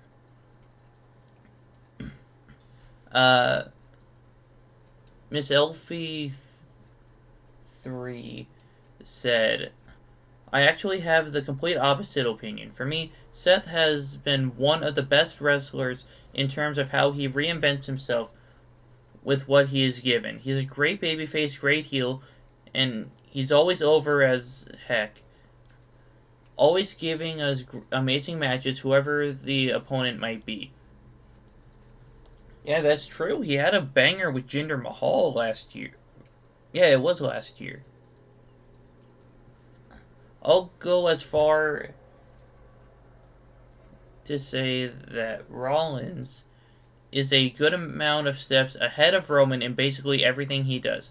But I do respect your opinion, of course. See, that's how we gotta handle this. Upvote for the respect. Crash Guy MN said, agreed. I just like him for being the working man. And then Majestic Marcus said, The Undertaker was the same character for 30 years. He's considered the best character in WWE history.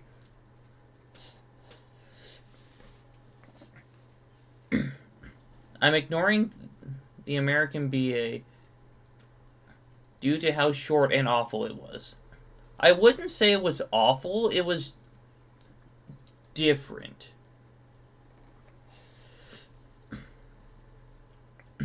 Well, yeah, Seth Rollins is not a terrible character worker, in my opinion. Alright.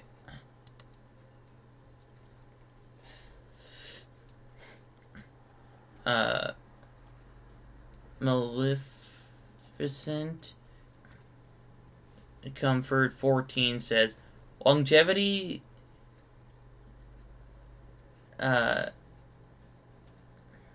equals greatness. Miz and Natalia embody this. A Tromple said, Miz is great, Natalia has never even been good. Now, I would say Natalia's good. But respectfully, she's not above good. Like, yeah, she might have had, like, a great match here and there. But I don't know, she's not the greatest. Charlotte Flair is, hold on, Transition Fine 5766 says, Charlotte Flair is the best wrestler in the business today. That is wrong. She's not even the...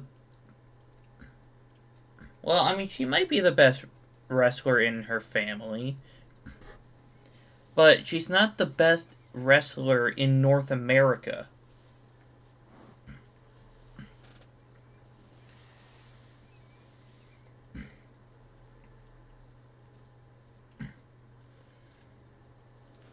I know this might come as a shock to people who know me, but I would honestly put AJ Styles above Charlotte Flair. Like, in ring.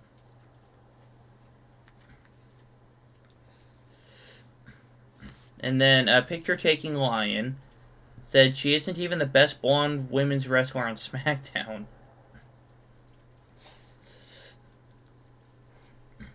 Honestly, that's fair. But yeah, Charlotte Flair is not the best. Okay. FX01 said, I wish Vince was still here to book Cena's last run. No, absolutely not. Majestic Marcus is here to make the save. He said, why? Even if we ignore the controversy around Vince, what do you think he'd do that would be better? And then we have, I have 20 lives, said, for once, I don't think he would agree with you get nothing, Cena. I'm sure if he'd agreed to do heel Cena, Cena would have changed his attire and theme song and maybe go Hollywood. I know you get nothing, Cena is brilliant on its own, but dang, I really wanted something else. Well, like what he said on Raw. Like the first Raw he was back. What do we get? What do we get? But I mean, look, Cena may have broken up with the fans, but he didn't break up with Santi and I. I'm chain gang for life.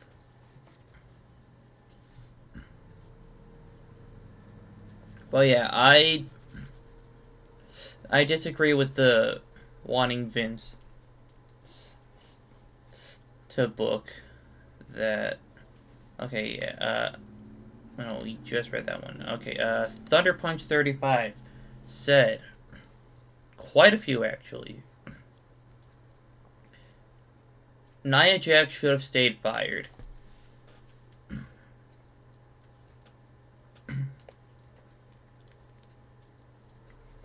No comment.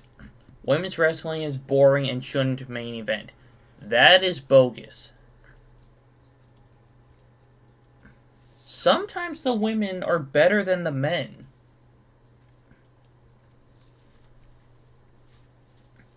Like, the feud between Io Sky, Bianca Belair, and Rhea Ripley is far more entertaining than the Roman, Seth, and Punk match. But that's just my opinion.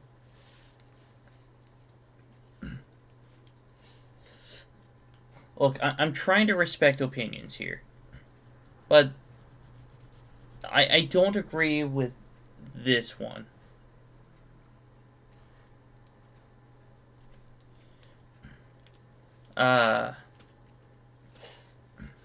Chris Jericho is the all-time greatest. No.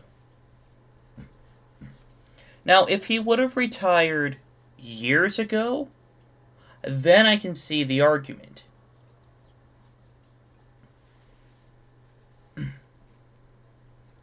But these past few years have just been damaging his legacy. Because he's doing nothing of importance in AEW. Ric Flair is not very good. Every match of his is the same. That is facts. In fact, sometime before WrestleMania, I'm going to be having a video where I discuss... Wait, hold on. So, just before I say anything else,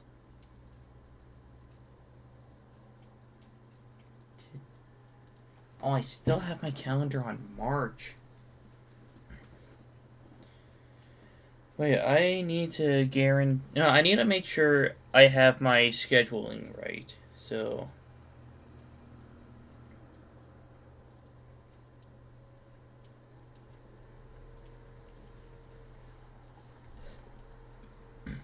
Okay, so it's either going to be... Well, no, the video has to go up on the 19th. In order for it to actually fit properly in case Cena wins his 17th world title the next night. So yeah, April 19th, I will have a video going up talking about why I think Ric Flair should not be recognized as a 16-time world champion. At least when it comes to WWE. But anyway, Bret Hart is the most overrated wrestler of the 90s. He has the technical skills, but zero charisma, and his look is awful. Now, I think the gear was fire. He had the skills in the ring. The zero charisma part is absolutely wrong. He had charisma, but his mic skills weren't the greatest. Let's just skip over to Southern Feedback 31 at the moment. Do you know what charisma means? Bret Hart oozed charisma. Don't mix it up. Don't mix up charisma and mic skills. I think that's a fair point. Macho Man should have been the face of WWF, not Hogan. Absolutely. The Macho Man was incredibly over, and he could wrestle. Well, I mean, so could Hogan, but not as well.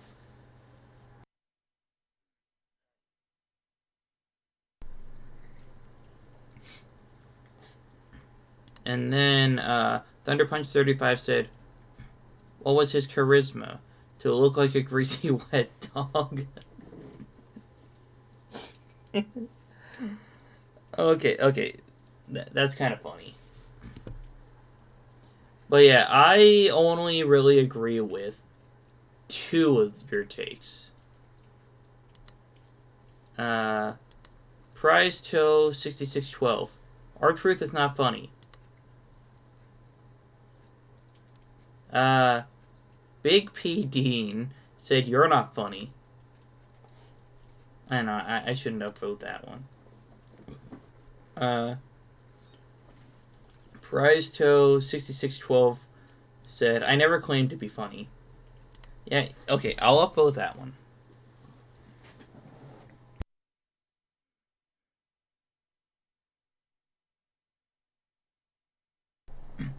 Oh yeah, R-Truth is hilarious. And I will not accept the slander.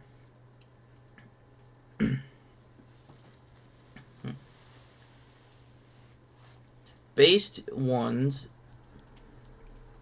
said, Gunther is the most overrated wrestler. People talk about him like he's some god of wrestling. None of his moves look good, and his powerbomb is the worst I've ever seen.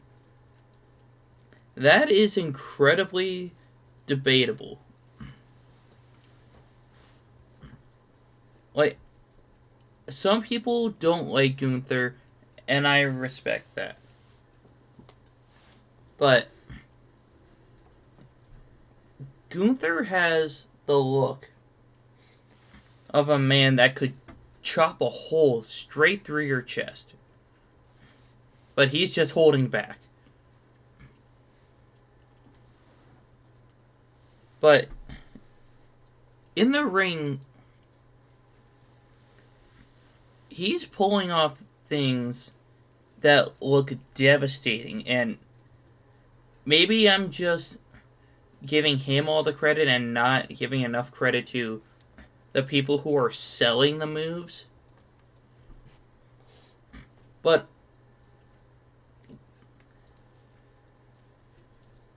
I enjoy his work. Lame KB said, I've never been drawn to him. I don't understand the hype. And has a Groover said, yeah, fair play to him. I don't see the appeal either.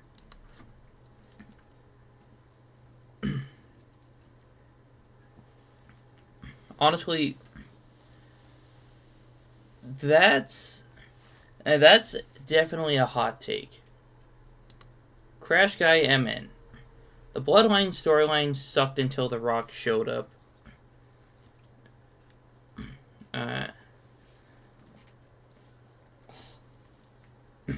Now, if we're talking, like, from WrestleMania 30... Well, after WrestleMania 39 into WrestleMania... Well, more like the Royal Rumble. I can agree with that.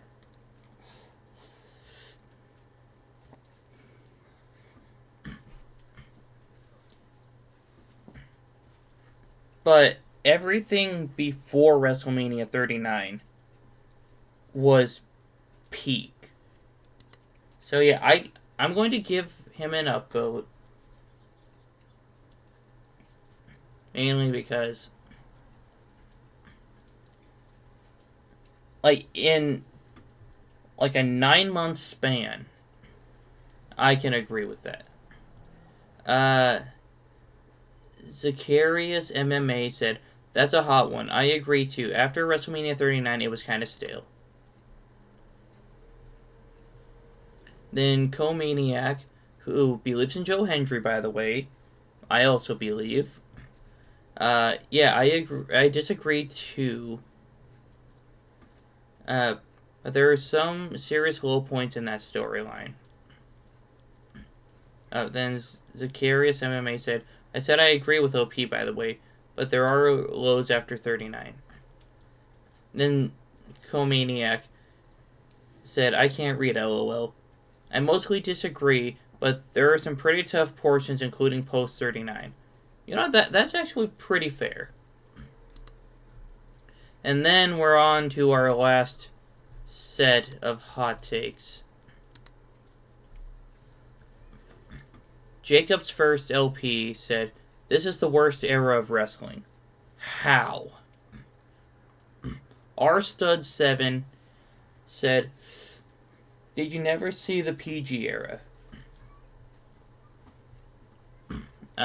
Jacob's First LP said, despite this, I think the PG era has more prominent and overall influential performers and superstars.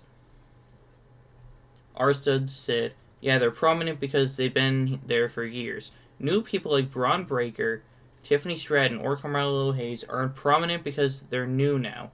The new era was awful, and because it had influential wrestlers, doesn't make it much better. The new era was bad. In my opinion, the further back you go, the better it was, so all progress forwards was now downhill, although each have their great moments.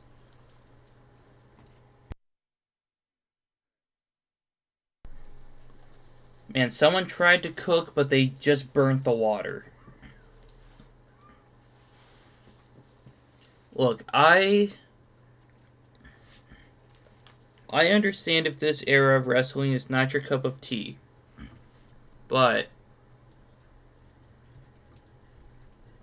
saying the further you go back, the better it was, that's not true at all.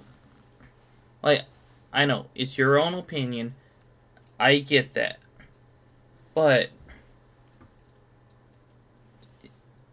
I don't agree with that at all. Like, the golden era was overran by Hulk Hogan. Wasn't it, like, the new era shortly after that? Like, with Bret Hart, Shawn Michaels, and the rest of those guys getting bumped up the card? That era was... It was kinda lackluster, but they were working on building new stars when they should have been doing that in the previous generation. Then we had, like, the Ruthless Aggression... the Attitude Era. That was a freaking blast. Then we had the Ruthless Aggression Era, which I look upon that era fondly. Now, the PG era gets too much hate, honestly. Now, maybe it's just because I'm a John Cena fanboy, but that era was entertaining for me.